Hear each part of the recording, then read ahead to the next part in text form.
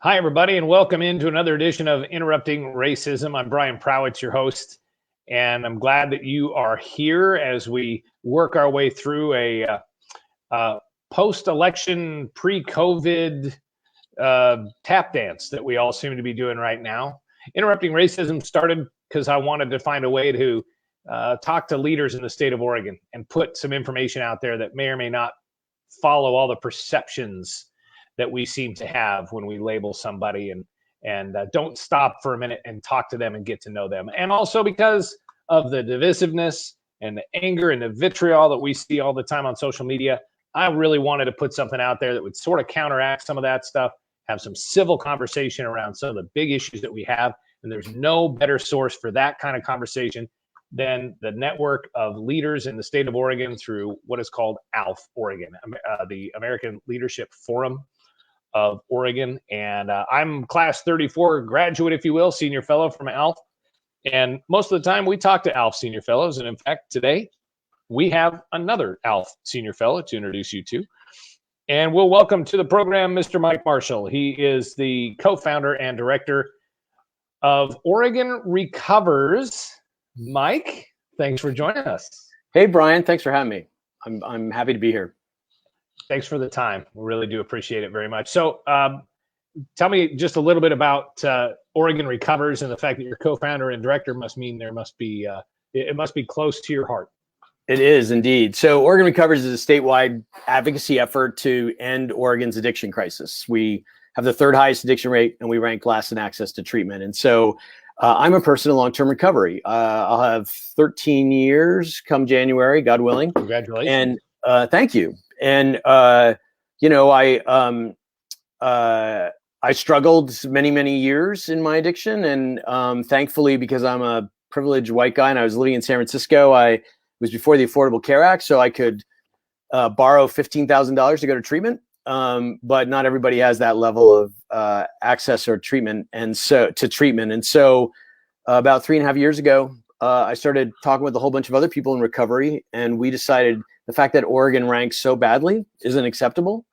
And it was actually, I launched Oregon Recovers while I was going through my year with ALF. And so it was through Community Building Week that I actually learned about the statistics that showed us so bad. And from there, it snowballed into this effort. And I rely on a lot of my ALF classmates, as well as senior fellows like yourself, for resources and support, and to engage in this work. When you do this level of systems change, when you're going from last to ideally to first, it's not a matter of tweaking at the edges, right? It's like digging in and really changing the way the world operates. And ALF was a great experience for me, and an ongoing experience relative to understanding the importance of systems change, as opposed to just raising taxes, funding programs, doing that sort of stuff. Mm-hmm. And so in a nutshell, then, what does Oregon Recovers do? Right. So we are trying to build a new system of care in Oregon. We have a very fractured and incomplete system that's mostly focused on addiction as an acute problem. So we put all the money into treatment. But what we need to do is build out our prevention programs. We need to stop putting all of our money into the criminal justice system and actually move it upstream, so that healthcare providers actually understand addiction science and recovery. And then we need treatment on demand, having a 4-week waiting list, like a lot of folks in Roseburg experience, to get into a treatment facility is crazy. And then we know that if someone stays in recovery for 60 months, 5 years, their chance of relapse goes down to 15%. And there's virtually no other chronic health condition that if you invest for 5 years, their relapse goes down. So the return on investment there for the taxpayer is huge. But we don't put any money into recovery support, whether that's recovery, housing, or helping people clean up their records so they can get jobs and apartments and that important stuff, or just have a safe place on a Friday night. If you're 25 and in recovery, you used to go to the bar and shoot pool. Now you can go to a recovery center and shoot pool with other people in recovery. And so we have been building the power to build that system, and we build power through community events. Like, we do annual walks for recovery around the state. We do a recovery community summit, and then we get political. We do advocacy day in Salem every March or January at the beginning of the session. So we're sort of a policy advocacy organization, a community building organization. We do public education. Our goal is to sort of combat the stigma attached to addiction by promoting recovery as something really great to be a part of. So we do a lot of things with a little amount of money. Like nearly every nonprofit in the state of Oregon, and probably beyond. Yes. Well, we are in a really interesting time. I kind of almost on purpose didn't have this conversation with you prior to the election, because I think so many things were up in the air. And now that it's technically slightly behind us, I feel like this is a little bit of a better time to be able to say, like, how are you doing? Like, what's a check-in for you? If we were to be sitting around with 18 others around a room with all the rules of ALF involved, what would you say as far as a check-in goes personally on how things are for you today, here now, exactly 14 days after the election? Yeah. So, it's a great question. And the first response is I'm grateful. My husband and I are healthy, and we have this wonderful home, and we love our dogs. Our parents and our sons are all healthy. They're all employed. Our families are safe. We can't see them, which sucks, because my dad's 91 and Rob's dad is 89. But we don't have that level of stress. And so we just have to be really grateful for that. I'm grateful the election is over. I'm grateful for the outcome. That was, the last 4 years has been increasingly stressful as a gay man. Sort of the policies of the Trump administration were very much trying to turn back the clock in terms of the progress that's been made relative to the fact that I got married 2 years ago, that I have access to all the same rights and benefits that you do. But to your point, politics aside, that whole campaign was just stressful, right on top of COVID. So I'm grateful it's over, and it seems like we're getting back to some degree of normalcy. And then on top of it, I'm so sad about COVID and how unnecessary the daily death rate is, and the hospitalization rate and things like that. If everyone would just wear a mask, the world would be a different place, right? And that's kind of crazy. Mm-hmm.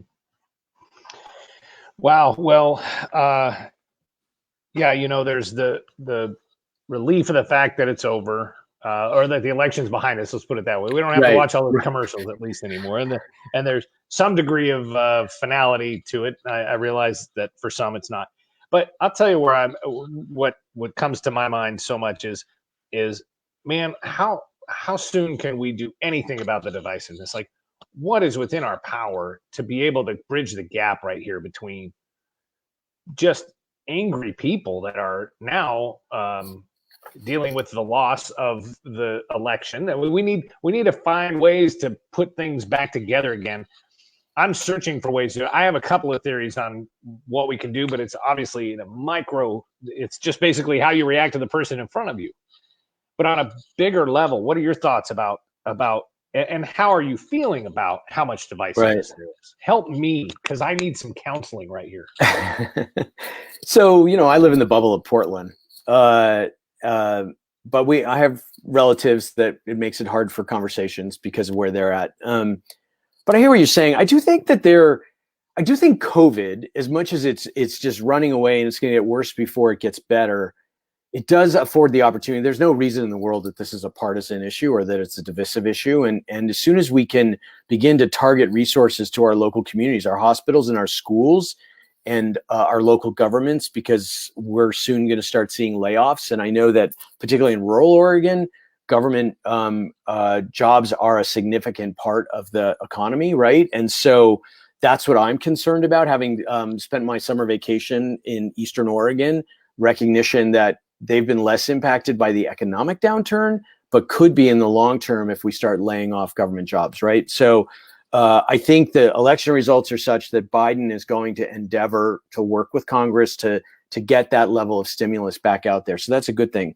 I'll say this about the issue that I work on, and it's something that I have, pushed the governor on, and I've pushed both legislators on both sides of the aisle.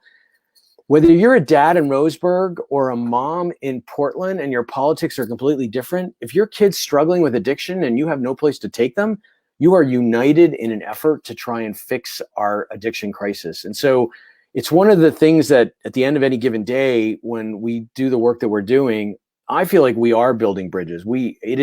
I don't know of another bipartisan issue, but when I talk to Republican legislators or liberal or Democratic legislators, they all have a story around addiction. They all have a story around the harm, and they all come together recognizing that the private sector can't address our addiction crisis. It has to be government resources and services. Not to say that there isn't room for the for-profit sector, but that's not going to solve this problem. So we have a shared vision of the future of how did that happen. So I like that. The bigger picture issue, I think, is we are in a challenging moment in that I'm so grateful, despite as stressful as it has been and traumatizing as it has been, our conversation about the role of people of color in this country, the legacy of white supremacy, the way I have benefited from the fact that I come from 3-4 generations of white Irish Catholics who they all worked really hard. They all did well in life. They got themselves educated. It wasn't easy, but there was never the invisible hand of racial oppression against them. We're having that conversation in many corners of this country. I am a little concerned that with the Biden election, too many of us will think, okay, we're good now, and not want to dig down into that. But, as I work in Salem and I live in Portland, Brian, I realize that we all operate under a government system that was designed in 1859, that was replicating a system designed in 1776. And there were 90,000 Oregonians back in 1859, and we have 4 million and growing now. And the notion that the same democratic governance apparatus that was meeting our needs in 1859 is going to meet the needs of a much more diverse, urbanized, urban-rural divided state. I think the big heavy lifting we still have to do, and it's very much with climate issues and racial issues and economic justice issues, is talk about how we govern ourselves. And again, that's sort of my view of this stems from my interactions within ALF and with my own classmates, and with since COVID, ALF's been great about activating the Senior Fellow Network, and we get to talk about these things. But every community has a housing crisis, whether it's a Republican voting community or a Democratic voting community. We have an addiction problem. We have homeless. We have all kinds of issues that are not partisan. And we have to find our shared solutions. And I don't think the way we've structured our government, 150 years ago is where the solution lies. And I realize that's a heavy lift to try and redesign our government, but maybe if we start taking steps towards doing that, we'll start to find ways to better serve the needs of the most people in the state. So is it a matter of changing the government model, or is it a matter of changing the way people, maybe what their expectations are of government? Yes. So I do think, just think about it. Our county borders were set in 1859 for the most part. Our school districts have grown up, but we have these artificial boundaries that don't necessarily reflect the way communities have grown or evolved, right? So I do think we have to look at the system of government, and the start of that is just a conversation around it. I realize that in of itself could be polarizing. I'm not suggesting ballot measure on the ballot in 2 years that expand the legislature or changes the executive powers. Or I'm saying let's start a conversation about, okay, what does it mean to live in Burns and be a community of 8,000 from a rural standpoint? You're always going to be a minority from a political perspective, probably, compared to somebody living in my neighborhood in dense downtown Portland, right? We're going to vote differently because our families have different needs, and there's nothing wrong with that. If you're continually living in Burns feeling like you're just so franchised, that's not in my interest, right? That doesn't create a more vibrant environment in which I'm raising my family in the state of Oregon. It just creates more polarization. So let's not be afraid of thinking new and starting to have a conversation about what does Oregon 20 years from now look like. We know that there's going to be huge population growth due to climate change. So how are we preparing for that? Are we just going to build more freeways or argue over building more freeways? Are we going to continue to have Eastern Oregon vote completely opposite of the Tri-County area? Or are we going to have a conversation of maybe we, have more local autonomy? I don't know what the solution is. I think what I want to do is provoke the conversation. Sure. Oh, I think it's a good one. And I mean, it just stomps right into the middle of the urban-rural divide. I mean, you're kind of describing that a little bit. But people in Roseburg feel the same way. I mean, we had it on the ballot, whether we wanted to move the borders to Idaho, that whole thing. You said something, though, pretty interesting. I think just a little phrase that you mentioned in there. You said that for you being in Portland, you recognize that your life would be better, or you made a reference to if it's not good for you in Portland if the people of Burns feel disenfranchised.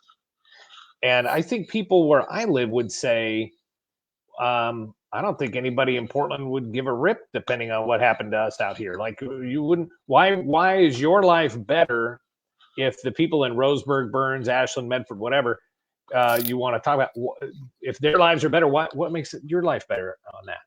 So first of all, I'm an Oregonian.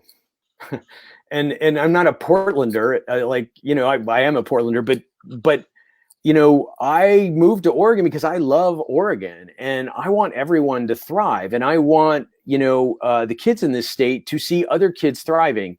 I also don't want to be advocating for whatever policy, whether it's addiction policy or marriage equality, and having a profound political divide prior to actually engaging in a conversation. And so, I care about the kids in Burns. I care about the kids. I care about the seniors in those places. I want everyone to have the degree of a healthy life, which includes sound like peace of mind, right? We live in such a divisive time, and it's not in my interest to just put my head in the sand. And most Portlanders I know are very progressive, and they do care about what rural Oregon is experiencing. And they do care about the fact that we have such high child poverty rates and such low high school graduation rates, which if I live in Portland and because my husband, if we had kids, we could get a tutor, we could go to a private school. Like, that's not necessarily accessible in other parts of the state. So I think, when we have meetings, whether it's ALF or anybody else, you sort of do, you create rules for getting together, right? And having a conversation. And one of them is to assume best intentions. And I want to get to a place where the folks in Burns assume I have the best of intentions, just as I assume they have the best of intentions. Instead of being suspicious of everybody and what they're doing and what are you really after and why are you talking to me and I can't trust you because you're in the big city or you're blue or you're gay. I can't trust you for all these things. Yeah. I mean, I will tell you an experience that on myself. My husband and I were out near Madras for the eclipse a couple of years ago. And afterwards we went into a diner and it was so packed because we had to share a table, and we started chatting with folks, and they were farmers. And I immediately got nervous about the fact that I was there with my husband. And so I kind of shut down and I didn't engage in the conversation. And, I'm a pretty chatty guy. And as we were driving away, my husband commented on it. And I said, I just didn't want to deal with their potential homophobia. And he said, well, you didn't give them a chance. Right? You assumed they were homophobic because of where they lived or what they did. And I think probably they might have assumed the same thing because they're Christian, born again Christians, right? And I, as a gay man in Portland, would look down on that, and which is not the case, right? So I wouldn't have my recovery in addiction if I didn't have a level of faith in my heart, right? So I totally see it in other people, and I respect it, even though they may not like the fact that I'm gay, but I didn't assume the best of them. I didn't give them an opportunity, and so I think that happens every day, both ways, and we can't litigate that. We can't legislate that. We can only talk about that. And we can try and get politicians from stop using that as a point of leverage to get votes. You are touching on so many incredible points that this is the purpose of doing this streamcast, is that moment, that awkward moment when the farmers sat down with the gay couple and the conversation starts and the realization starts dawning on both sides, if you will, all four Right. people at the table, that this is not a typical diner situation. How do I respond? What do I do? I think that is what we need. I think it would be incredible to sit people down that way and talk. And now I'm going Pollyanna on you, but life-changing moment for me. African-American woman in my ALF class who said she was afraid to come to Roseburg because her entire life she was taught not to come to Roseburg. And I know why. I know why. But it was devastating. It was terrible. I love my town, and I don't want anybody to feel afraid in our community. And I feel like this could come full circle to almost exactly what we started talking about at the beginning. Right. Because I think maybe the biggest thing that I ever learned in ALF was that people live in fear every day in Oregon and probably in Douglas County. They certainly do in Portland. And because of the color of their skin, because of their orientation, because of maybe something that they exude externally that might trigger somebody else, whether they're, white, gay, straight, or any other whatever. Right. There's this fear that people live with that needs to be unacceptable, I think. And for you to even want to have that conversation or not go into the effort, really, even almost to have that kind of, I'm learning more and more about what that's actually like. And and the comment of politicians not using these sort of labels and perceptions as leverage points for votes and man, I mean, this is my jam right now, and I'm so excited. The way you put that, I think, is really cool. And there's no question there. Now I'm rambling and getting excited, but I thank you for saying that. Yeah, and I totally appreciate what you're saying about how hard it is to hear people's reactions to your community. And the other thing I sort of want to highlight, as through the lens of being a gay man who, passed as being straight back when that was a thing. It's less so in Portland today, but back in the 80s and 90s when I was deeply closeted, and but I could walk down the street and I wasn't nervous per se, but I'd then be in a locker room conversation or a staff meeting or whatever, and someone would say something homophobic, and I could just suck it up. I could suppress it. I was like, okay. And when I was in high school or even college, I probably even went along with it. As I came out of the closet, tolerating that was much more difficult, and it was much more stressful, actually, in many respects, because I no longer needed to put up with that BS, right? And I could call it out, or I could get up and walk away, or I could suppress it. And I suppressed it less and less, and more often called it out or walked away. And I think of BIPOC communities of color right now, with everything that's gone on last year, and the fact that they're just done. They're not putting up with our BS anymore. And I just want to sort of acknowledge out loud in my own head that I appreciate that in itself is some ways more traumatizing or more stressful than having to absorb it internally, because you get to have those feelings, right? Like when you deny yourself certain feelings, then I'm sure it does damage but you move on. When you get to have those feelings, it's hard to not hold on to them when you've sort of identified them and articulated them. So, and that's on folks like you and I, that look like you and I, to continue to, we need to evolve. We need to be conscious of how other people perceive us and how we walk in the world, how they walk in the world. Now I'm rambling, but I did want to take advantage of the perspective of a gay man and the history of sort of homophobia in my life and how it showed up for me. I think another thing happens too, once you make that proclamation, you're not afraid to talk about it. There has to be an increased level of risk. Now you are actually putting yourself out there almost as a target.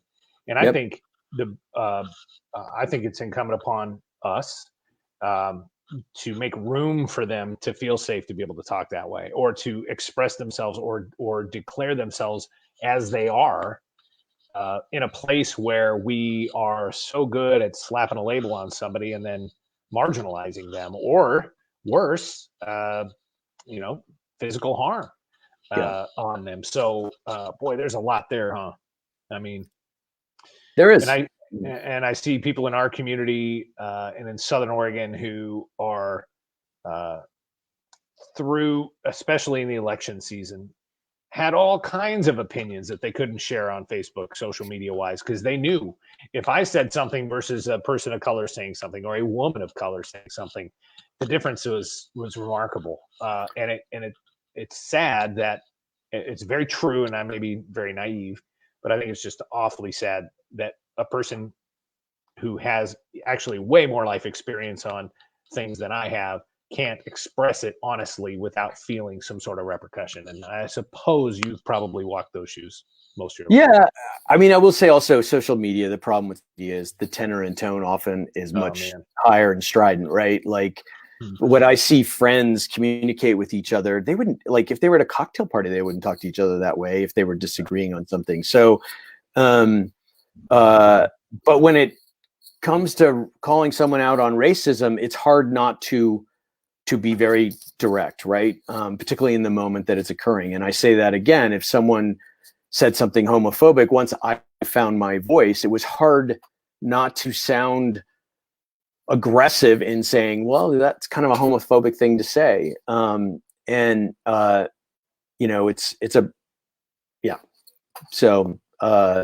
we live in interesting times, and trying to find our own voices in this important conversation and speaking up when we should speak up it's hard. Mm-hmm. Yeah. And the deeper you get into this, the more responsibility you feel to say something in that key moment. I feel a lot of pressure to call out racist or sexist comments that may come up in a city council meeting. I'm sort of like always on guard, and if I miss it and don't call it out, now all of a sudden I'm not doing my job, or I haven't done enough. That's its own thing. Yeah. But if I could just tell a quick story relative to that about one of your ALF classmates, Dr. Richardson, Reggie Richardson. Yes. He and I were testifying in the legislature about addiction policy. I work very closely with him, and he preceded me in his role as director of the Alcohol and Drug Policy Commission. And there was a legislator who was incredibly disrespectful to him. He was the only African-American in the room.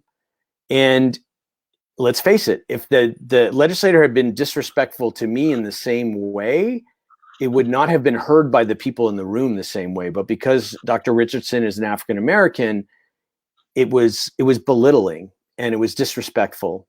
And I sat down right after him and I was stunned by it. And I didn't say anything. I had my moment, and my instinct was I didn't think about it. I just didn't say anything. Afterwards, I saw Reggie and I apologized to him, and I filed a complaint with the speaker over the legislator. But it was a really telling moment to me. Like, I had to do some real self-examination. Like, if I'm not going to speak up, then he's going to be left to defending himself constantly. And that's not going to change anything, right? And that's unfair to him, particularly when he's being of service to this great state of Oregon, right? And so we, you and I and the guys that look like us as white men, we have to continually find our voice. And when we don't, we have to acknowledge it. And that was a hard lesson for me. I think of myself as incredibly evolving. And I was so disappointed that I, at that moment, did not instinctively call out the legislator in front of everyone to say, I believe that what you did was very disrespectful. Yeah.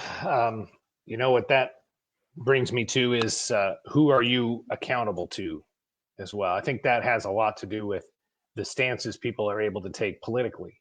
Mm-hmm. So if the only people you see are very close to the same as you have a different audience that you're answering to, and you can take different stands. And I'll tell you, the biggest difference for me from 4 years ago to now is I have a completely different audience of people that are looking towards me that I'm accountable to. And that's because of ALF. It's changed the way I view things and respond to things. And honestly, I think it's a gift because it's opened up my horizons. And I haven't fully explored what that means for me around town because of COVID. There's been limited contact with a lot of people that know me or have known me in the past. And I appreciate very much people like Dr. Richardson. I call him Reg. And when you said doctor, right. I never, the entire time we were together, he was just Reggie, right. In the ALF situation, we just get to know each other by their first name and not their job title. And so, but he was a guy that would have called me out for sure. We had some very pointed conversations, and sometimes we didn't get to finish them, where he would ask a question of me and I'd say, well, yeah. Like, for instance, he asked me if I thought that people around me believed in such a thing as reverse racism. I said, well, yeah. Like, I didn't even hesitate. Like, that's the part that kind of bugs me. And he had a look, and then we never got a chance to go back and have that conversation, though he said as much as he needed to say, probably just in that glance. Yeah. And, I really value my what I hope is a friendship with him, certainly a professional relationship with him, because I also see him as he's an African-American man in Salem, and he's often the only African-American in the room and in the world that we work in, which is crazy because addiction strikes marginalized communities. The absence of an addiction recovery system in this state disproportionately impacts those communities of color, low-income folks, LGBTQ folks. But it's around, who holds power in this state and how do they get into that position of power. And it's systems that were designed, back when Black people weren't allowed in the state. So, but I envy you that you were in a class with him and that you had the opportunity to have him provoke you in those ways. Yeah. Well, he wasn't the only one. We had a few other moments that a lot of people did, especially about Community Building Week. Ask me about the bus trip sometime, and I'll have a good one for you. So, I mean, I've talked a lot about the stuff I want to talk about. I want to know what's on your mind. Where are you at? Like, what are you finding yourself really talking the most about right now? I'm because of my work is all consuming, and it is talking about addiction recovery in so many cases. But I also, you heard me get on my soapbox about systems change, and I look at the employment office, and that debacle during COVID-19, and they still haven't paid some people what they're owed, and they sat on money for 15 years. Does that mean everybody that worked there was incompetent? No, it just means that somehow the system didn't allow those leaders to do their job, or the public to know about it. And then last week during the election, my organization, we opposed Measure 110, for a variety of reasons, not because we don't support decriminalization. It was just details in that bill, which was the Drug Decriminalization Act. And lo and behold, in Clackamas County, 13% of the electorate, they sent out ballots that on the ballot, it defines what the issue is. And the description says cannabis revenue will be directed away from county mental health and schools. And they had a typo in the ballot that said no cannabis revenue will be directed away. So it completely changed what people thought they were voting on. Now, they had other sources of information, whatever. Mistakes happen. I don't have issue with that. But the fact is that the county elections department refused to even send out a postcard or an email or a press release warning the folks that they'd gotten ballots that were misleading. The Secretary of State's office refused to intervene and do anything. And again, I just thought this is at the core of our democracy. This is not blaming anybody. This is an error. And nobody wanted to take responsibility for fixing the error. And there's no accountability into it. Like nothing has happened since. And it comes back to we're operating a modern environment with these systems that just are not delivering for anybody, right? And I don't know what the solution is there. Like, because everyone I know that I engage with in the bureaucracies of Oregon, I really like them. There's very few a-holes that I come across. Like they're good, smart people, but collectively, and then our high school graduation rates continue to be the lowest in the country, and the addiction system has just been allowed to flail for years and years and years, when it's the leading contributor to the fact that our foster care system is completely overwhelmed. And so the thing I think about the most is how do we get up here so that we're not trying to fix all these things over and over and over again, and we're not fixing them. And I think about ALF. I'm on the board of ALF, and the recent engagement of the Senior Fellow Network. I've been on a housing call with a bunch of other folks that actually work in housing, and I just wanted to educate myself. And again, really great parts of the machine, but there's actually no machine, and there's no one directing it. There's no coming from the executive. So I'm a nerd in that's the sort of stuff that I lie awake at thinking about. And I'm also cognizant of that the day after the election, the 2022 race for governor started.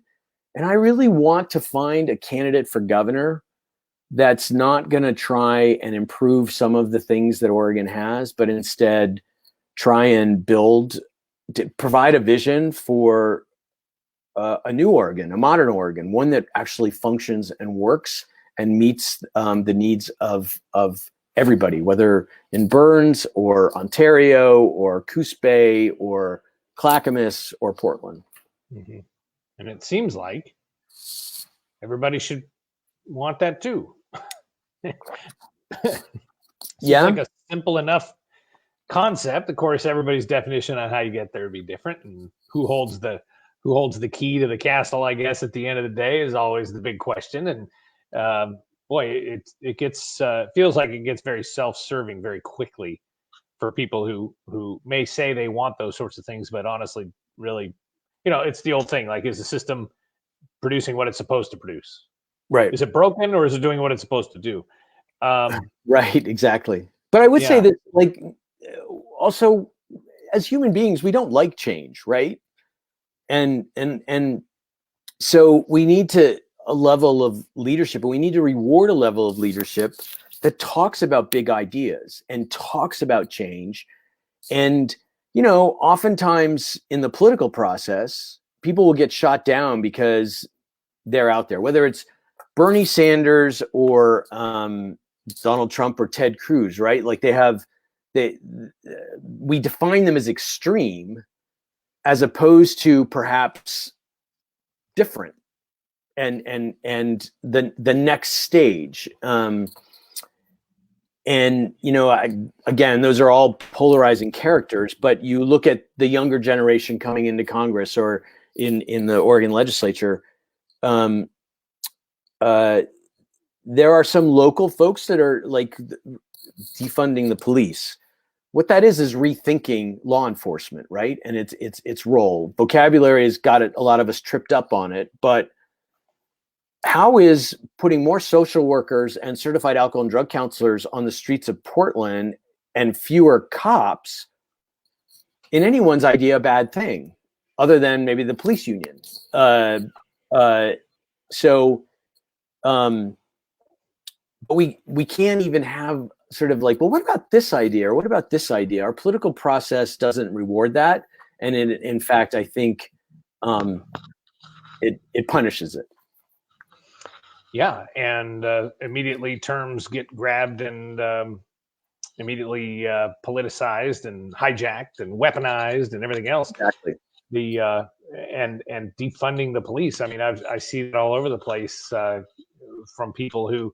The first time I heard that term, I hated it. I still hate the term, but Right. at least I looked at it. I was like, what does that even mean? And I kind of understood what it means. And I claim to be a conservative Republican. I hate labels right now. I really want to be in a place where you almost can't define me with one word. But from a conservative Republican standpoint, you're supposed to hate the phrase defund the police and hate the concept. Well, I mean, Roseburg is sort of the bastion of liberality in Douglas County, but we're doing it here in Roseburg already. It's already been put into the system. We've already got mental health experts that travel with the cops once a week to check on the people around town, to just so that the cop doesn't have to be the mental health expert. Right. Now, it's true that many times when those people who are not law enforcement go out to engage with people, they end up calling the police. I mean, it's not like you can't it's not like we're saying to be able to operate without a law enforcement entity. The difference, though, is what happens on the street with a person who might need help and the expertise that's available to them in that moment. And I doubt that 95% of the people that hate the phrase or hate the concept have heard it described that way. That's actually happening in communities already.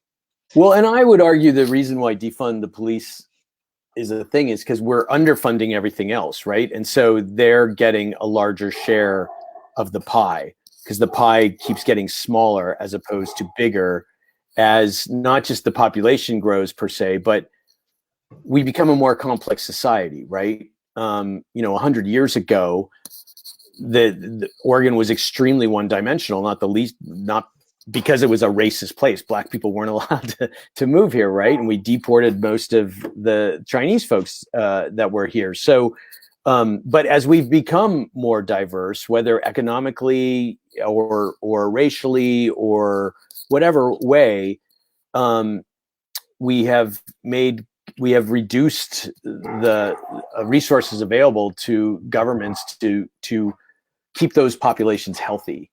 And we vilify the concept of taxes. Well, from my perspective as a citizen, my obligation is to my neighbor. And the way I meet that obligation is to pay taxes that will educate my neighbor's kids, will make sure that the sidewalk is flat so my 80-year-old neighbor doesn't trip, and everything in between, right? And that I know that car driving down the street has been inspected, is insured, that I have a degree that I am taking care of myself, my family, and my neighbors by paying my taxes. But we have vilified the concept of taxes, and we've allowed corporations to their share of the sort of the general fund has gone from 22% to 6% in terms of contributions, while the needs that government needs to meet have expanded, and that's in no one's interest. Meanwhile, Phil Knight is worth what, $32 billion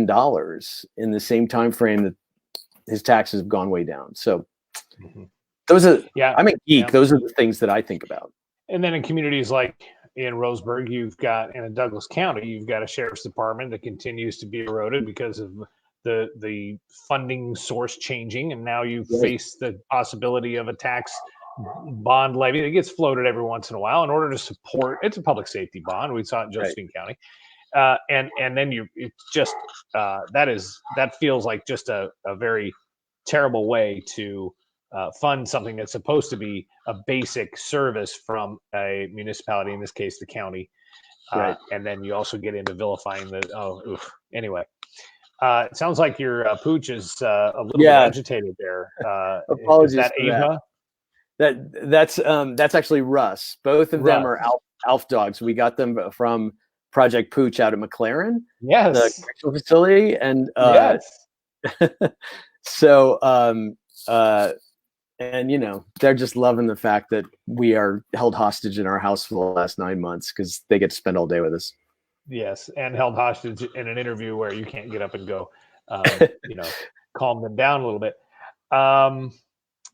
So I thank you for your time. I want to make sure, like, is there a thing you want to say with whatever eyeballs come across this, whether it's now or later? What's kind of your if you could impart some wisdom at the end of our conversation, what would it be? Oh gosh. No pressure. So I'll talk about my recovery from addiction. It's been I've been blessed. Once I got sober, I stayed sober. I had access to a treatment center, as I said at the outset. At the core of my recovery has been an appreciation, a sense of gratitude for what my life used to be like and what it's like today. And to have that perspective allows me to have gratitude. And people that are not in recovery haven't necessarily had that experience. And so I see my siblings get upset about things that I don't get upset about anymore, that I used to be the first one to be upset about. I see friends the same way.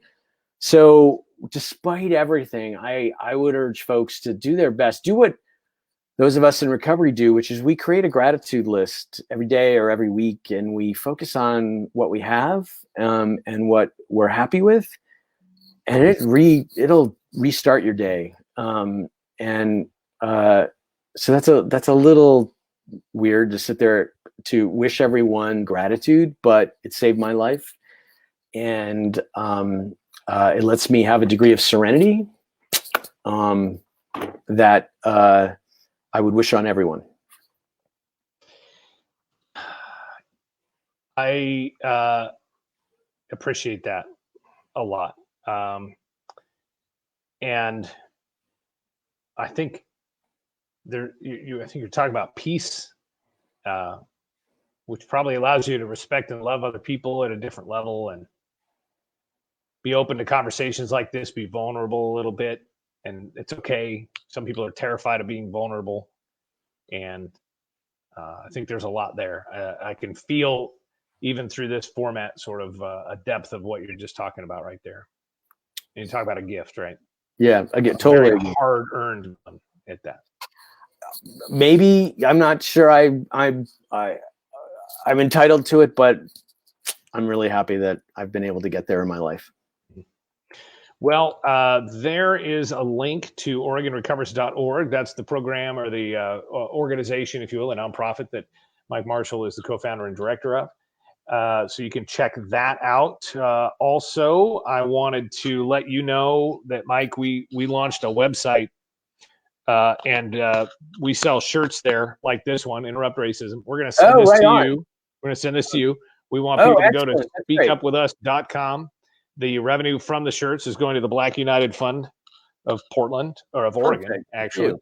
And so we'll be also, by the way, making our first actual gift and deposit to the Black United Fund here very soon. We've sold a few shirts. We haven't sold 1,000 of them or anything. It's not going to be a huge number, but we're trying to do our part to give back and support organizations that are honestly doing a lot for marginalized populations in around the state of Oregon, and not just African-American people, but also people in the LGBTQIA+ audience. I wanted to also make sure that we mentioned today that this is National Native American Heritage Month. I just saw that today. Mm-hmm. We're halfway through the month, so probably should have mentioned it sooner, but educate yourself a little bit about Native American history in Oregon and around the country, and I know you'll be better for it and appreciate some of the lessons that come from that as well. That's my little public service announcement for the day. And we want to thank the people that made comments here. We do see them as the show is live, and Lisa Watson cheering us on, definitely. And then Greg jumping in saying, I mentioned taxes being tax levies and bonds being vilified. He says because government wastes its resources. And then Joe O'Leary jumps in and says, "Yay, Project Pooch." The former director, I believe, at McLaren now. He's the head of he's the head of the Oregon Youth Authority. Okay, I think he was at McLaren when I was there a few years ago visiting. That's right. Check in. Yeah, that's where I met Joe. So definitely met him there too. And Lisa jumping in. The systems are delivering for some, she would argue. And this one here as well. ALF is the land of unfinished conversations. Indeed. Yeah. I think that's what I like about it too, is because it leaves us all in a place where we can always pick up the next time and continue the conversations that start. And hopefully we've started a few conversations today, Mike. Yeah, no, Brian, thank you so much. I really enjoyed this. As you can tell, I like to share my view of the world. And so I really appreciate the opportunity. Yeah. Well, I hope you have a great day. You too. We'll talk again soon. Hang on. We'll chat again after I sign off here. But we just want to thank you for being on the program today for sure. Want you to go to alforegon.org if you'd like to learn more about this program that Mike and I have been talking about. Definitely life-changing and definitely a way to learn more about why you believe what you do believe, and challenge some of your perceptions and labels and understandings of some people that you may bump into just about every single day. So we appreciate you being here and hope that you would share this with friends, get conversations going. You can help interrupt racism as well, as best as possible in these days. But these conversations, the one-on-one conversations with somebody straight across the table from you, can be some of the richest conversations, and especially if you find somebody who's willing to have that conversation, an amazing gift. So go out there and help us all interrupt racism. Thanks again to Mike Marshall from Oregon Recovers for being our guest today. We'll talk to you again soon.